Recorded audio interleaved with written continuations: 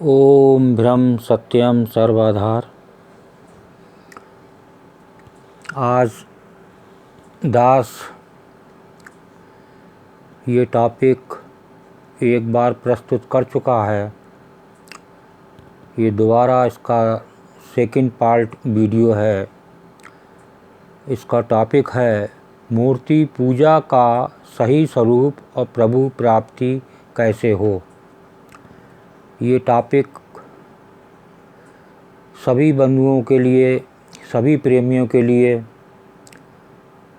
बहुत सुंदर है और पूरे संसार में मैक्सिमम पूजाएं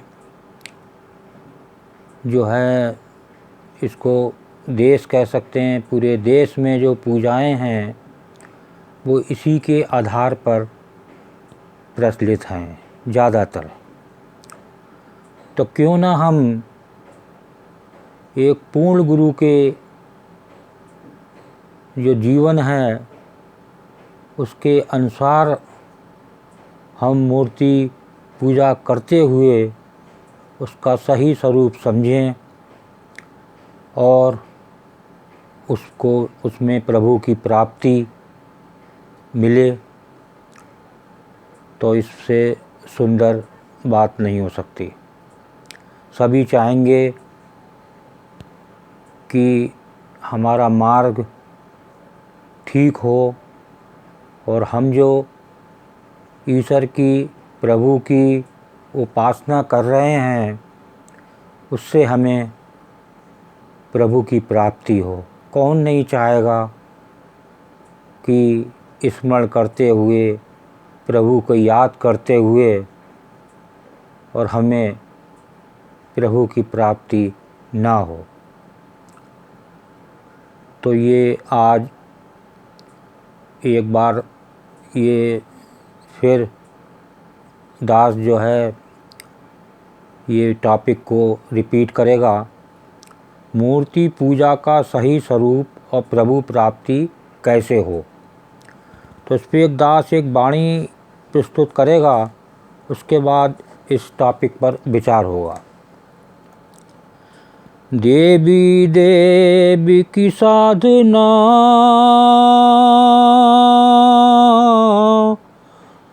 और गुरु पीर आधार,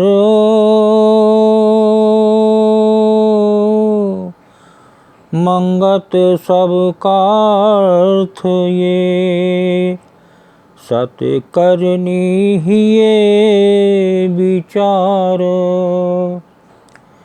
देखिए ये टॉपिक के आधार पर ही वाणी है। तो ये महाराज जी इसमें क्या आदेश दे रहे हैं, इस वाणी में क्या दर्शा रहे हैं। देवी देव की साधना और गुरु पीर आधार। जो देवी देव की साधना हुई है, पूजा हुई है, वो एक गुरु पीर के आधार पर हुई है, यानी एक ईश्वर के अधीन हुई है। क्यों ना हम इसी के आधार पर पूजा करें और अपनी पूजा का पूरा लाभ लें। और आगे देखिए, मंगत सब का अर्थ ये, सत करनी ही ये विचार। तो महाराज जी कह रहे हैं इसका अर्थ यही है कि इस पे हमें सत का विचार करना है। इसमें सत क्या है, ईश्वर इसमें क्या सत बाड़ी में लिख रहा है कि जो देवी देव की साधना है, जो अभी तक जितनी भी देवी देवता हुए हैं उन्होंने एक ईश्वर की आराधना की है। क्यों ना हम किसी मूर्ति से, चाहे वो किसी भी ईश्वर की मूर्ति हो, तो वो किसी भी देवता की मूर्ति हो, तब उसके जीवन शैली से विचार लें, उसके ज्ञान से विचार लें, उनके क्या गुण थे उनसे विचार लें, तभी हमें सही रूप से प्रभु की प्राप्ति हो सकती है, अन्यथा सारी पूजा एक धोखे में ही रह जाएगी और जीवन हमारा जो है वो अधूरा, जैसे हम संसार में कोरे आए और कोरे संसार से विदा हो गए। तो जब हम ईश्वर की आराधना कर रहे हैं तो वो किसी रूप में हो, लेकिन वो एक पूर्ण गुरु के, पूर्ण ऋषि के आधारित हो। जो जितने भी ऋषि मुनि आए उन्होंने सब एक ईश्वर की पूजा की है, अर्चना की है। तो इस पे बड़ा ध्यान देने की ज़रूरत है, ईश्वर से प्रेम बनाने की ज़रूरत है। देखिए, ईश्वर से ऐसा लगाव हो, ऐसा प्रेम हो, तो एक प्रेम का उदाहरण दास देना चाहेगा। आज सबरी का सबने नाम सुना होगा। देखिए, सबरी ने कितना समय, कितने साल राम का इंतज़ार करा कि एक दिन मेरे प्रभु राम आएंगे, अब मुझे दर्शन देंगे। तो कैसी ईश्वर की लीला हुई कि जो राम को 14 वर्ष का वनवास हुआ और जो है रोज़ सबरी फूलों से ज़मीन में बिछा के उनका लिए बिछाती थी कि मेरे कब राम आएंगे, कब मेरे प्रभु आएंगे जो मुझे दर्शन देंगे। रोज़ रोती थी।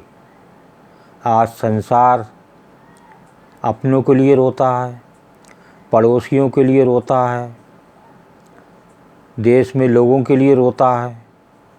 अरे रोना है तो एक ईश्वर के आगे रो। वही एक प्रभु दयालु है, कृपालु है, कृपाधार है, दया शंकर है। वो सबके साथ की सेवा करने वाला है, सारा संसार चला रहा है, सारा संसार उसके अधीन है।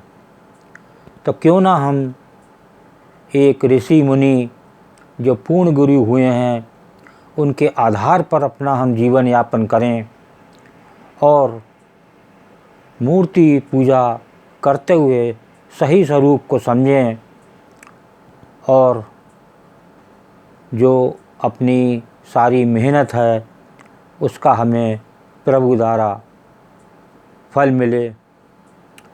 प्रभु दयालु हैं, उपकारी हैं, वो आपकी ज़रूर सुनेंगे। साक्षात आपके अंदर विराजमान है, बस थोड़ा चलने की ज़रूरत है। देखिए, महाराज जी ने कहा था कि साक्षात ब्रह्मा ऊपर से नीचे उतर आए, तेरा कुछ नहीं बनने वाला। जब तक तू समझेगा नहीं, विचारेगा नहीं, कोशिश नहीं करेगा, तो सब तेरी उपासना अधूरी रह जाएगी।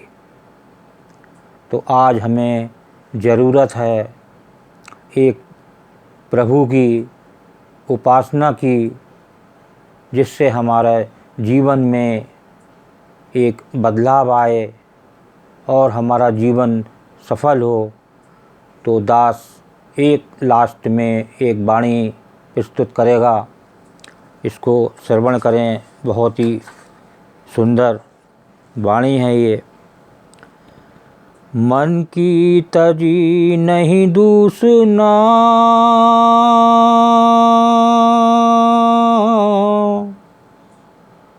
पूजे देवत अनेको,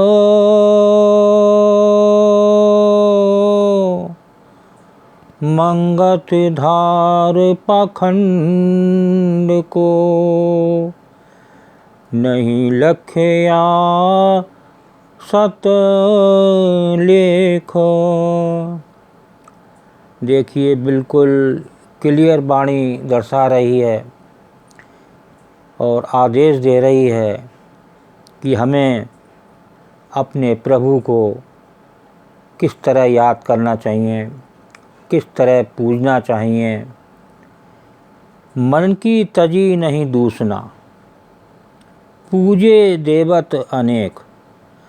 जब अनेक प्रकार के देवताओं की पूजा होती है और उनके मूर्ति की पूजा होती है, उनके ज्ञान को, उनकी जीवनी को, उनका जीवन कैसा था, उस आधार पे हम चलें तो शायद हमारी जो मन की मलिनता है, ये वाणी कह रही है, ये दूर हो जाए।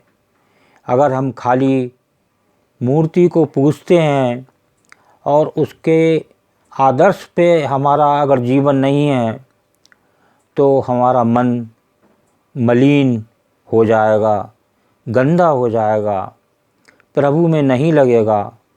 एक सच्चे प्रभु की उपासना यही है कि हम उसके आदर्श को पूजें, उसके ज्ञान को पूजें, उसकी जीवनी को पूजें कि कैसी उस देवी देवता की जीवनी थी, क्या उसकी शैली थी। आगे देखिए, मंगत धार पखंड को नहीं लखिया सत लेख। ये इससे पे हमें विचार करने की ज़रूरत है, इसमें सत्य क्या है और ये महाराज जी क्या कह रहे हैं इस बाणी में, तो तभी हमारा जीवन सफल होगा, अन्यथा हमारा जीवन अधूरा रह जाएगा। हमें आज ज़रूरत है सबरी जैसे प्रेम की, तो वो दिन दूर नहीं, ईश्वर हमारे अंदर विराजमान हैं और वो हमें दर्शन देंगे और हमारी पुकार को सुनेंगे, वो ज़रूर आएंगे।